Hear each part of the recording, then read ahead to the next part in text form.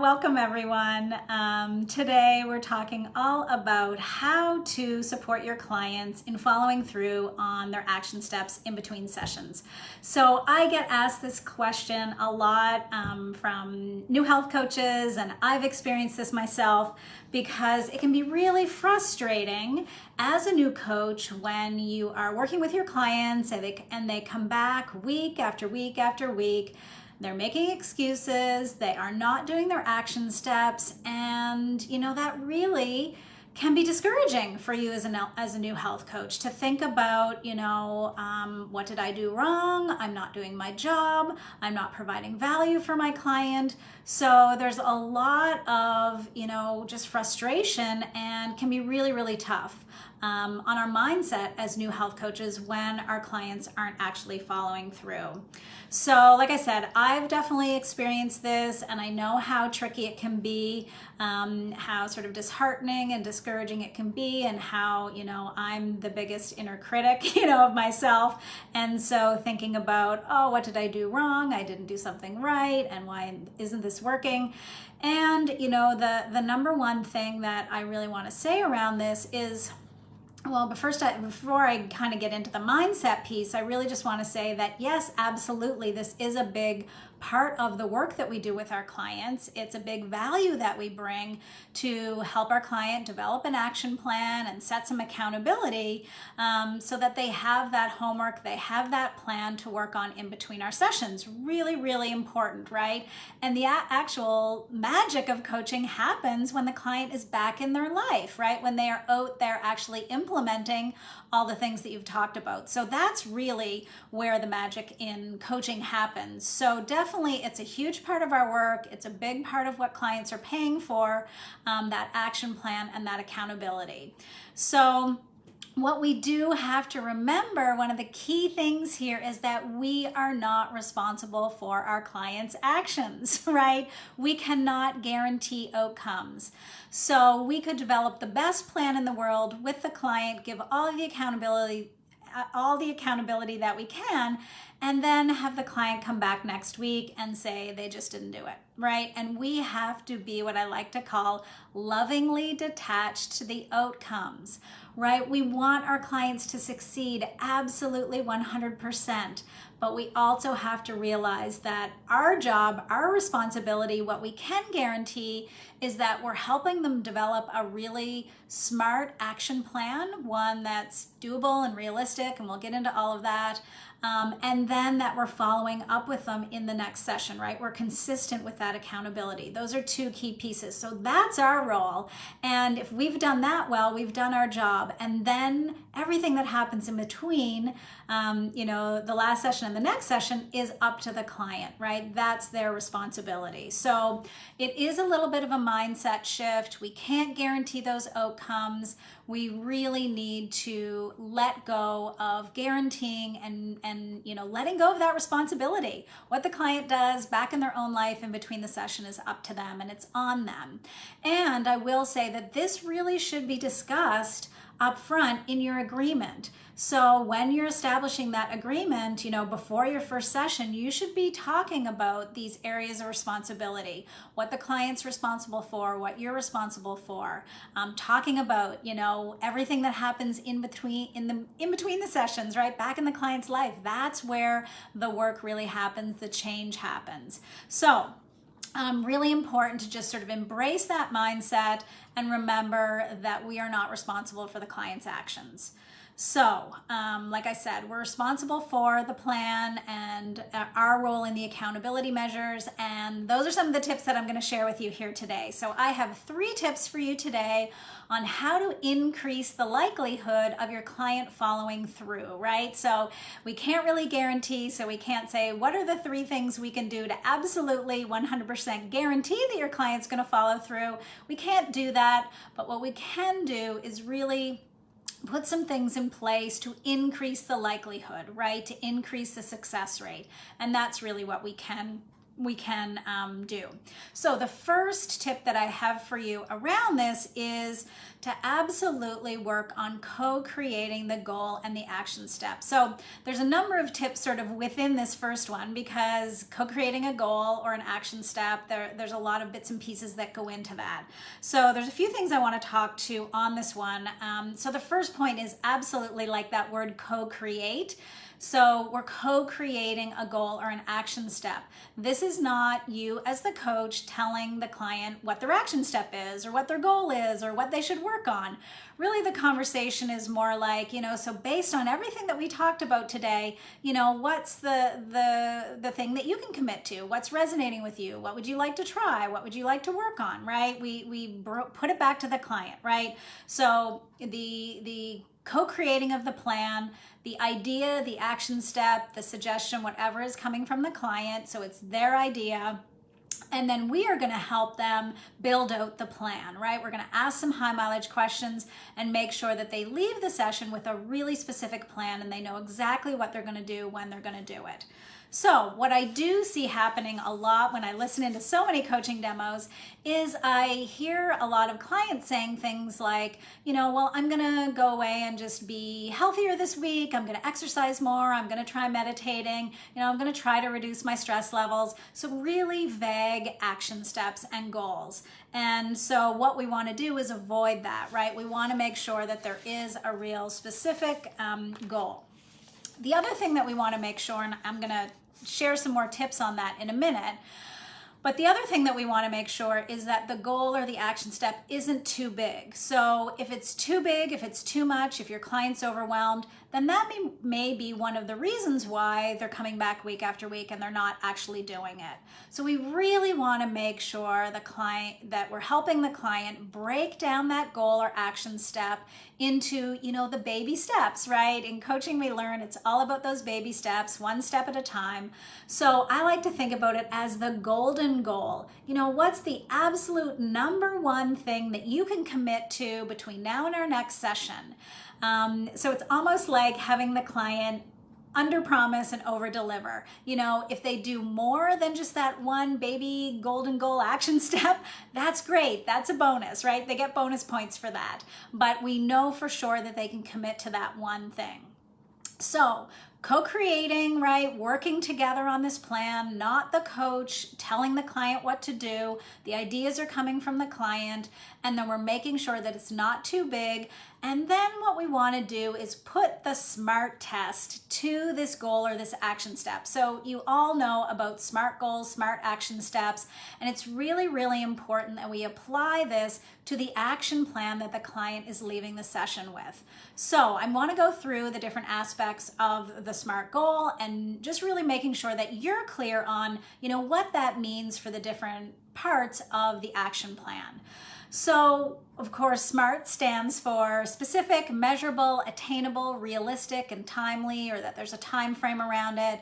And so specific, like I said before, those goals that I shared with you, things like I'm going to eat better, I'm going to exercise more, I'm going to reduce my stress, those are vague. Those are not specific goals. So specific is not, I'm going to eat better this week. Specific would sound more like, I'm going to eat 3 servings of vegetables every day this week, right? That's specific. We know what that looks like. So let's talk about measurable. So measurable is not, I'll try to meditate more this week, right? That would not be measurable. Measurable would sound more like, I'll meditate 3 days this week at 6 a.m. for 20 minutes. That we can measure, right? We can track and measure that. Was the client successful? Did they do it or did they not, right? We can measure that. Attainable is the next one. Attainable or achievable, right? So that's maybe the client says something like, my goal is to lose 10 pounds this week. So we just may come back to the client and say, is that really attainable? 10 pounds in 1 week based on what you've been doing. So we want to make sure that we're questioning the client. And if they say, yeah, I absolutely think that's a great goal, well, okay, let's develop a plan. How are you going to do that, right? But we really want to make sure that we're helping the client develop an action step that's attainable. So maybe that would be 2 pounds in the week or whatever the client thinks, right? But we just, when our little red flags go off, right? Our little spidey senses, we say, I'm not quite sure that's attainable. So then we get to realistic, which is very similar to attainable, right? Is it attainable? Is it realistic? Is it doable? Those two are very similar. So maybe the client says, I'm going to work out every day this week. So again, we just ask, right? We just get curious. We just want to make sure that the client is really, really sure. So asking, does that sound realistic or doable for you? Maybe the client hasn't been working out at all. So to go from, 0 to every day, that's a lot. Maybe we could start a little bit smaller, something that's more reasonable, more doable, so we know the client's going to be successful, right? This is all about setting the client up for success. So, maybe it's more realistic for them to start at 3 days a week, right? And build up to that every day. So just really asking the questions is part of this process. And then finally, we come to time-based or timely, or making sure that there's a time frame around the goal. And so this usually looks like, if you're meeting with your client every 2 weeks, so it would be a 2-week time frame. What are you going to do in the next 2 weeks? If you're meeting with your client every week, then it would be a 1-week goal or action step, right? So we just put a time frame on it. Of course, there could be other ways to factor in timing. It could be things like, how often are you going to do it? When are you going to do it? What's the deadline for reaching, a larger goal? But if we're talking here about that accountability, the action plan at the end of a coaching session and between the next session, we're likely talking about either a week or a 2-week time frame. So those would be the pieces, right? Go through that SMART test. If you haven't gone through these pieces, and if your client is leaving with a goal that's too big, that it's really vague, then it's going to be really hard for them to be successful. So my second tip, I know there's a lot of tips within that first one, but the second tip is to make sure you discuss backup plans. So this is really, really important. So once you have that action plan, then really making sure that, okay, you've got your specific action plan, you have your golden goal, you know how we're going to measure and track this, it's realistic and doable. Now, what could get in the way of you achieving this goal or this plan, right? What's going to get in the way? And so you're really asking the client to think about all the challenges, the obstacles, and those things that could get in the way. So just an example to share with you of this one, maybe your client sets a goal that they want to go to the gym 3 days a week after work, so from 4 to 5 p.m., 3 days a week, Monday, Wednesday, and Friday. That's their goal, that's their action step, it's doable, they really feel they can do it. So what do you anticipate could get in the way of you achieving this goal? So one of the things could be, well, maybe, it just so happens that the client's boss tends to come to them at the end of the day saying, oh, could you come to a quick meeting, or can I have a quick word with you? Or do you think you could just finalize this last piece, today? So if they're kind of in a regular 9-to-5 job, it may be an issue with the boss, right? And so they're staying later. So instead of just not going to the gym altogether, for that 60 minutes, maybe the backup plan is that the client's going to go for 30 minutes, right? They're just going to cut it down, but they're not going to let it go altogether. So this is what happens a lot, is that with our clients, with ourselves, I'm sure you can all relate, we set a goal and then we feel like, oh, I don't feel like it, something came up. Any excuse, right? We're going to go with the excuse and we're not going to do it. That's why backup plans are so important, because if your client is someone who is typically making a lot of excuses, well, you've already thought of them, right? So you could think about these backup plans as, really remedies for all those excuses. Well, my boss asked me to stay late, I slept in, it was bad weather, so I couldn't get outside. So those would be all situations where you'd really want to make sure you're factoring in a backup plan. What else can you do, right? How can you do it in a shorter time frame? So really, really important to have those backup plans in place so that when your client comes next week, they can't say, well, my boss asked me to stay late, so I couldn't get to the gym. Because you say, okay, well, what about the backup plan? And if the backup plan didn't work, then you maybe need a backup plan to the backup plan, right? A plan, B and C and D sometimes, right? So you are also going to really gauge with your client, are they someone who is dealing with a lot of excuses, coming back week after week? And if so, again, you really need to make sure that these backup plans are in place. So important to cover those backup plans. So then the third tip I have for you today to help increase the likelihood of your client achieving their action steps in between sessions is to really make sure that you're co-designing the accountability.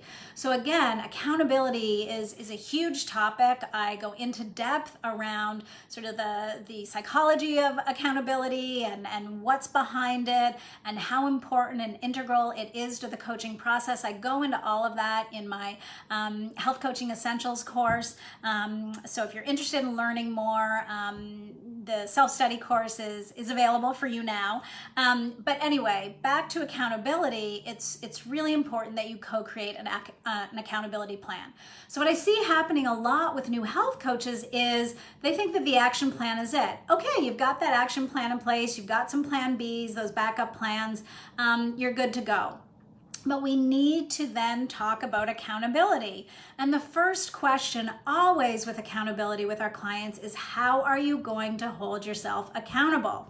So accountability, what I hear from a lot of health coaches is, how can I hold you accountable? What can I do as your coach to hold you accountable? Which is absolutely part of it. It's why clients hire us, because they need that accountability. If they could have done it on their own by now, they probably would have, right? So they need the accountability. So absolutely, we're providing that. But, deeper beyond that, beneath the accountabilities, we really want our clients to be developing their own self-accountability, right? That they can rely on themselves. So we want to talk about that first. How will you hold yourself accountable is always the first question. We can always come back to, what then can I do to support you later? But first is always, how can they hold themselves accountable? And for a lot of clients, just saying it out loud and having that other person reflect that back and be there to receive it is enough, right? That's going to be enough to help keep them accountable to that action step. But we all know there are those other clients who are always trying to sort of weasel their way out of the action step, and they're going to need, some really key accountability, right? They might need some more sort of strict and rigid accountability measures than some other clients will. So it is really important to try to determine early on in the coaching relationship, what type of accountability does your client need? Can you be a little bit less heavy-handed with this client, or do you need to be a little bit more forceful, right? So just depending on the client. So I just want to share with you a couple of different types of accountability, just a few examples, so you have a sense of what this could be like. So your client, again, someone who is pretty much an obliger and will do what they say, maybe they're just going to say to you, it's enough that I have to come back and report to you next time, and I'm going to tell you how I did.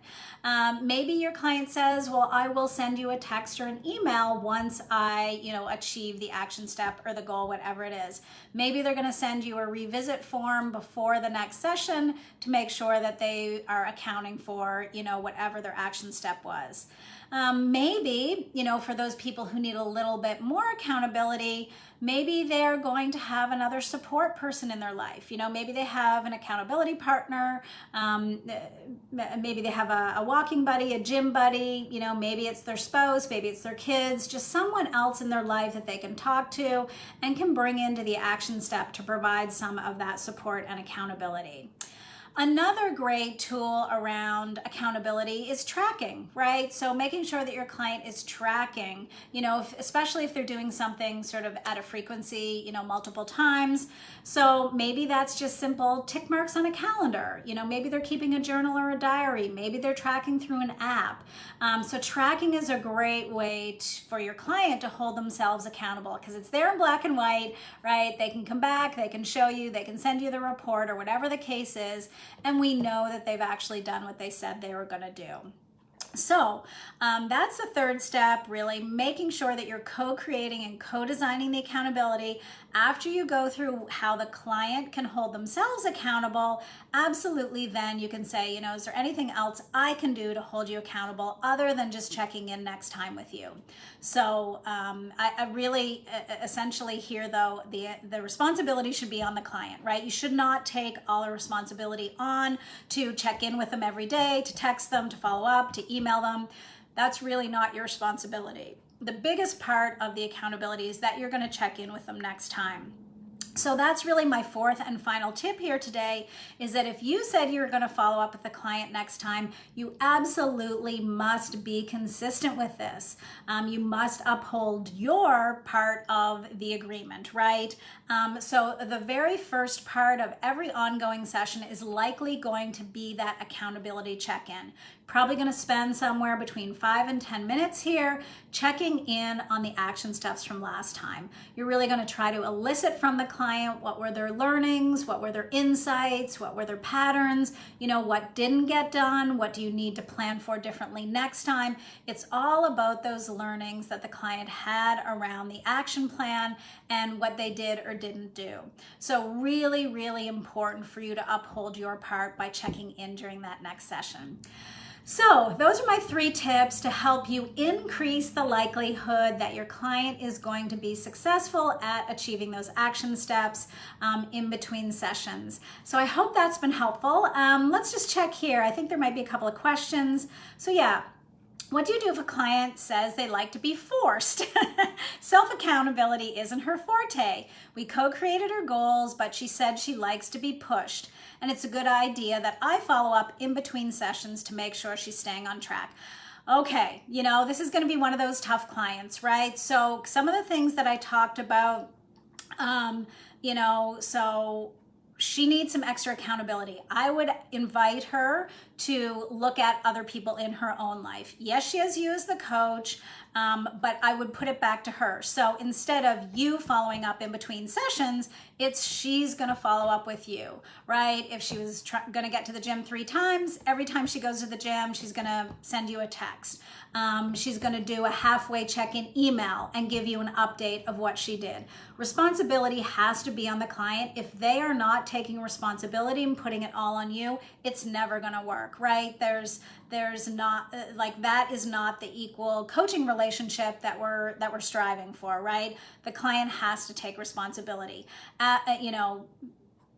So they have to find their other ways in their own life. So get an accountability partner in your own life, find a walking buddy, talk to your partner, talk to your spouse, do all the tracking, make sure you're planning it all out with them, doing all the planning possible. And then again, it's really about putting it back on them. So yeah, she can follow up with you. I think that would really be my top tip there. So I hope that was helpful, Allie, and I hope that answered your question. So thank you everyone for tuning in today. If you have other questions, please feel free to just post those in the comments and I will be happy to answer them. If you're not already part of my Facebook community, I'd love to have you join us. It's called Coaching Skills for Health Coaches, and that's where you can find an awesome community of other health coaches who are wanting to up-level their coaching skills. So have a great day, everyone, and we will see you next time. Bye for now.